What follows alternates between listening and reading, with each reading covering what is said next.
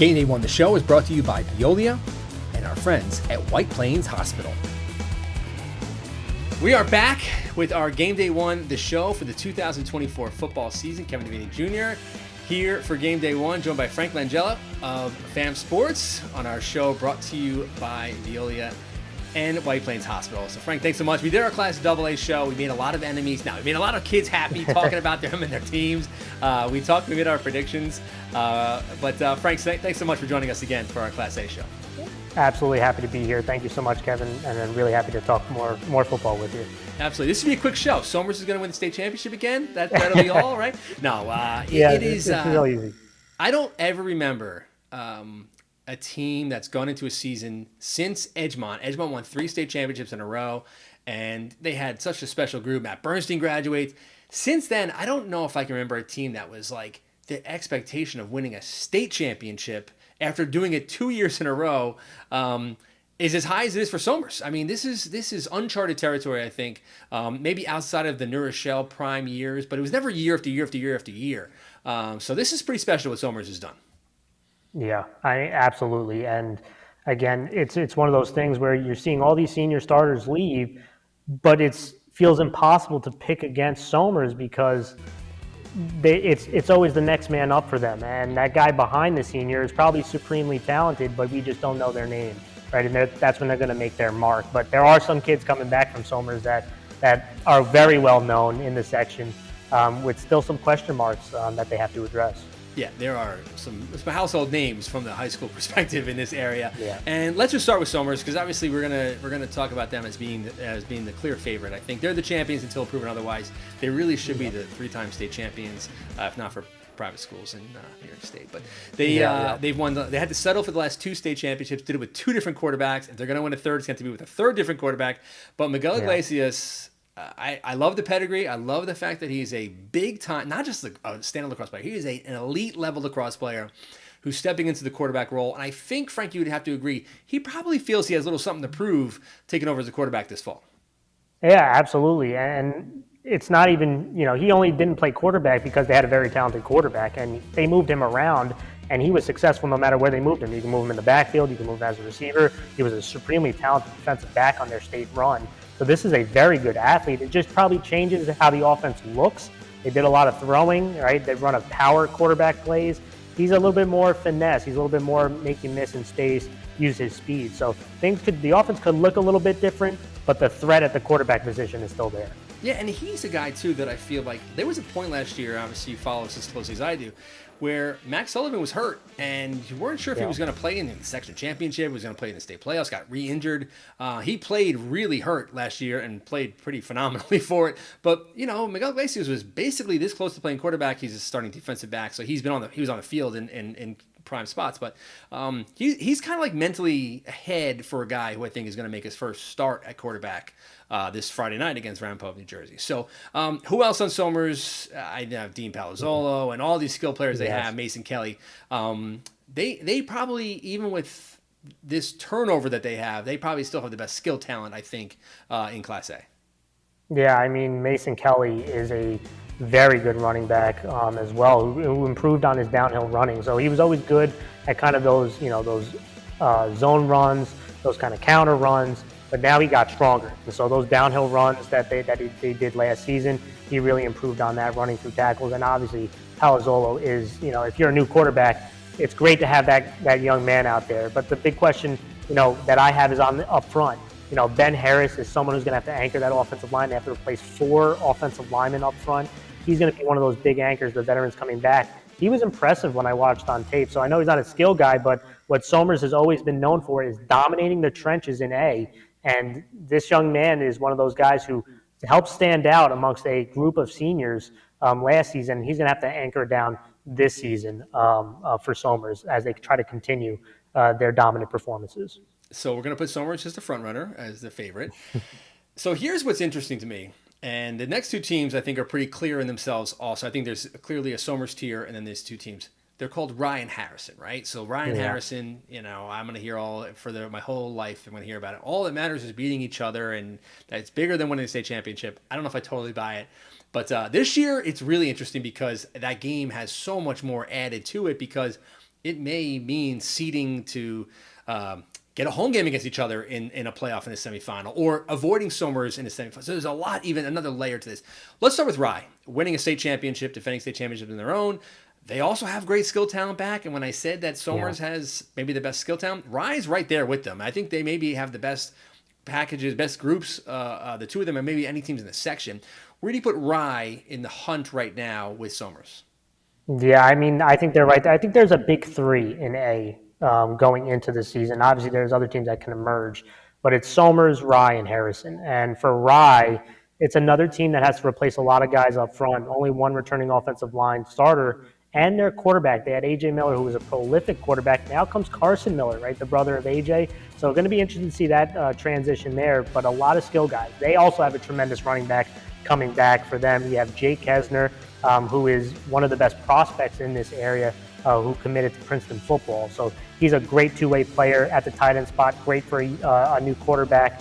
But there's a lot of guys that Rye has. Also on the outside, when you talk about Henry Schumacher, Tucker Hess is another one, Archer Fenton. So the skill position, like you mentioned, Kevin, is talented. It's can they build up front? If you want to beat Somers, you want to challenge Somers, like we've discussed on and off camera, you have to win the trenches. So that's going to be the big key for them, because they have the skill guys I think, to match with Somers, but can they win up front? That's the big question mark for me. Yeah, absolutely. And I think those teams, I mean, for Patty McGuire and Andrew Wilmarth are returning on the offensive line for Rye. I think they're both very talented, and I just feel that Rye is always able to kind of build on that line. Jake Kessner, he's going to be a great receiver. He's also a terrific blocker. So it's basically having another tackle out there at the tight end position. Very rare in high school football that you have a tight end who's as good as Jake Kessner. Iliano running the football, and just so we're all on the same page, it's no longer Carson Miller. He goes now by his middle name, which is Boo. He goes by Boo Miller. It's his birth on his birth certificate is Boo Miller, and that's what he wants to be known as this season. And the God's honest truth. So no more Carson. Carson was great. Boo's gonna supposedly be even better. So, no, they are right in that mix with Somers. And the one thing when I look back at Somers the last couple seasons is that they've never really gone up against. In the state final, they went up against a great quarterback, but didn't have the protection for that quarterback. But they've never gone up against a team that's been able to protect a good quarterback and be able to deliver the football down the field. And Rye's going to do that. So Rye is going to challenge them in ways defensively that they haven't been challenged. The problem for Somers is I think their best skill group on defense is their secondary. So I think they match up very interestingly. And then there's that forgotten team called Harrison, who beat Rye last year, won to the section championship, and lost to Somers. Maybe gave Somers the best game they had in the playoffs, including the state playoffs. And no one's really talking about him. And they have Arden Beldamage. I'll take Arden Beldamage, maybe my first round pick on any team in the section this year because of what he does at defensive line. Yeah, he is one of the best. He's one of the best two-way linemen in the class. There's no question about that. Watching the tape. And if I'm a coach on Harrison, I'm actually pretty excited going into the season because everyone's talking about Somers, and now that Rye came back, everyone's talking about Rye, and no one's really talking about the team that played Somers in the section title game. So to me, I think it's a great spot to be because now, I don't want to say under the radar, everyone knows that they're good, but they're not a pure favorite. And I think that's in a good spot for them. And I will tell you what, I know offensively, they got to replace some guys. The quarterback spot, they have a really good wide receiver in McLaughlin. But they do return two of their offensive linemen. A couple skill guys that I'm huge fans of is Krupe and Lanza. So those are a couple guys at the running back spot that you can also line up at wide receiver that can make plays on the outside and on the inside. And defensively, Kevin, this was the tied for second in points allowed in the regular season, this defense. They bring back 6 starters on the defensive side. We mentioned about Arden. Marco Morisi at the linebacker spot was a big-time player for them. Haynes is another outside linebacker. And then in the secondary, you have Krupe and Lanza. I mean, you have playmakers on each level of this defense, and this was a really strong defense. I mean, they gave even Somers tough time on the 2 times they played, where Somers really likes to run the ball and then hit some big plays in the passing game. They made it really hard to run the ball consistently. And so it's really hard to do that. Harrison showed they could, and they're bringing back a bunch of studs on that defensive side. Yeah, this trio of teams, and Harrison belongs in that. And we're going to hear about Somers, Rye all season long. Harrison is right there with them. It's going to be a matter of depth for Harrison. I don't know if they have It the is. Rye and Somers depth. Can they just stay healthy the entire season? Obviously, injuries last year kind of plagued them. They still made it to the section championship and still gave Somers all they can handle thanks to those kickoff return touchdowns. Who else do we like? Who are some of the, I do think that there's a clear three. Who's right Yeah. there at 4 and could be competing for that other maybe semifinal spot?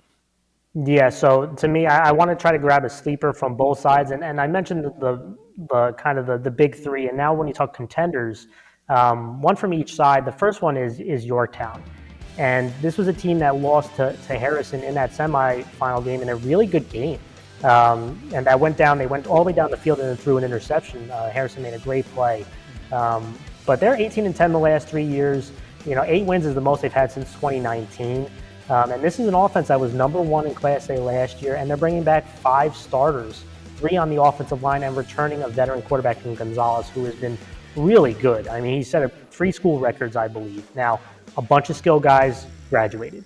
So how do they replace those guys is going to be a key question at the running back spot, at the wide receiver spot. But when you have a veteran quarterback with 3 veteran offensive linemen, I like your chances here. Defensively is another thing. They have 3 starters coming back defensively, but a guy like Chad Bowen, Tyler Galante, going to be really important two-way players for them. And keep an eye on the name Rocco Laurie. He's a wrestler, internal defensive lineman.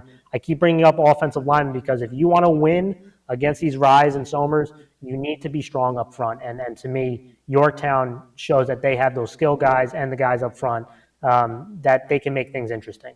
If you can't block Jay Kessler on Rye, you're not going to beat Rye. So that's going to be, you're right. That is exactly all it comes down to. The thing about Caden Gonzalez, I'll just add to Yorktown before you move to your next team.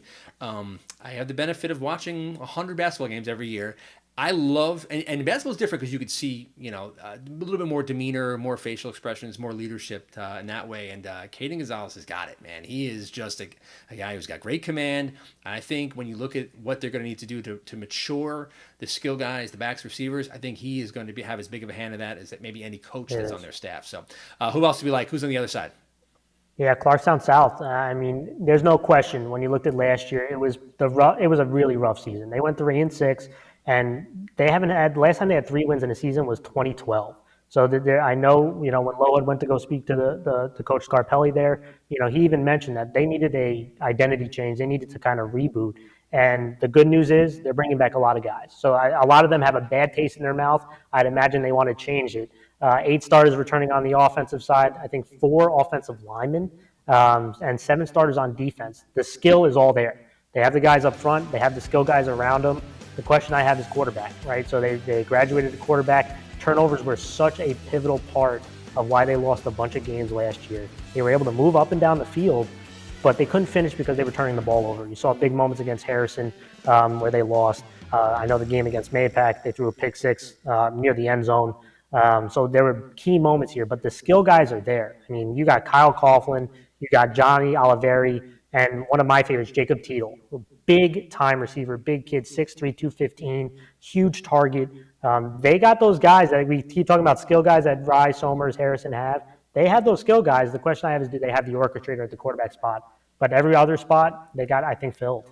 Great quarterback at John Jay, like they always have a great quarterback at John Jay. Tommy Machado, I know is a guy you like. Very high. You're very high on this going into the season as well. I am. There's a lot of quarterbacks. I could talk. Gonzalez is one that I can rattle for hours. But Tommy Machado, he is somebody, if John Jay Cross River, is going to be one of those contenders, it's going to be on his arm because he is somebody who really impressed me with his kind of timing and touch on some of the deeper throws, the deeper concepts that we saw last year on tape. But he really, as the season went along, improved on the quick game, right? They like to spread it out. They like to find the mismatch and attack it. And he did a good job. And now I was wondering, can he get stronger? And coach was raving about the work that he's put into the offseason. And so for me, if I see this young man who can build up his base a little bit stronger, deliver the ball with a little bit more power, this is going to be someone who could be a very dynamic quarterback that could shock some people around the league. We're up to this point. We haven't talked about Mayapack. Obviously, they graduated a lot, but they're always going to be in the hunt. Eastchester has been in the hunt the last few years. I like, coaching change, new energy at Nyack. I just feel like, Class A is Class A for a reason, man. I mean, I just feel like this is year in, year out. As much as Somers has dominated It really has been the best class. I mean, for on a week-to-week basis, entertainment-wise, for people like us. Yeah, just because again, Somers, it's kind of just been their class for so long. But when you watch the other games, it's a very entertaining football. It's just everyone seems to run into Somers and then season's over. But everyone else around Somers, it's been very competitive, and it's going to continue this year. There's some of those teams that you've mentioned. The reason why it's a bit exciting, some of them have strong fronts, and so you're going to see the in the trenches. I know it's not the prettiest game, but in the trenches is really going to dictate the teams that can make the playoffs in both sides of A. Who do we like? Who other players? Give me some other names. Some guys to watch out for this Yeah. year. I mean, some of the sleepers, I know we haven't mentioned them, but Fox Lane is one of the teams that did beat Mapac to get into the playoffs last year. Fox Lane is another team that I would not sleep on. They're also bringing back a bunch of skill guys, one of the few teams bringing back their quarterback. And the guys up front, I know Bailey was so tremendous for them. He was like a 4-year varsity player, but there's a couple guys on the offensive line that I think can compete and help Fox Lane be one of those sleeper teams. You mentioned Nyack as another team, but Declan Connors is very good. There was a lot of skill players that I went to a couple games last year for Fox Lane, and was impressed with the way they moved the football. It was just a matter of kind of being able to handle teams the best. They had a grueling schedule, handle teams up front, but they definitely have some speed and some playmakers. Yeah, they do. Again, Declan Connors at the running back spot, Will Rudolph at the wide receiver spot, Logan Momola, another big-bodied wide receiver. So they got those skill guys, and I know Bahari is a guy moving to the offensive line. He was an H-back, but there's Fox Lane's a very interesting. I think Coach Giuliano did a really good job last year, especially defensively. This was again top half of the league defense. So I'm interested to see they're bringing back 6 starters. Could this defense stay as strong and the offense improve? Who do you like? All right, so I'm going to put you on the spot here. Who's going to the section championship? This should be easy. It's crazy. Rye was so impressive last year. Making the run to the state title. They're bringing back a lot of guys that are super impressive to me. I, however, believe we are going to get a rematch of last year's section title. I think we're going to see Somers and Harrison in the section title game for round 2. All right, so I have a little bit of a caveat. Somers is going to make the section championship, and I think Ryan Harris are going to play twice, which they've only done a few times. I don't know if I'm trying to remember. They did it. They played in the playoffs maybe about 12 years ago, or maybe a little longer than I've lost track of years. I'm going to predict whoever wins the regular season game loses. And I don't know who that team is. I will say Rye loses the regular season and then beats them in the rematch to go to the championship. They do think they're going to play each other. So that's my little twist on this.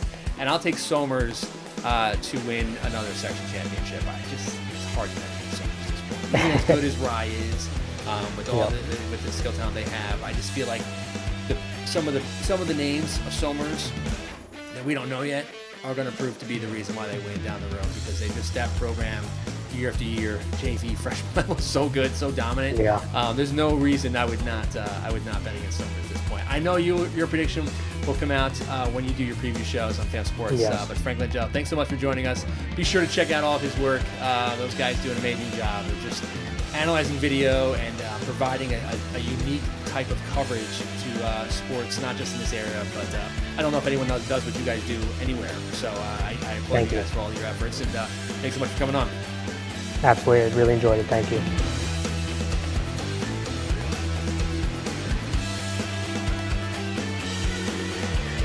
GameDay Won the Show is brought to you by Veolia and our friends at White Plains Hospital.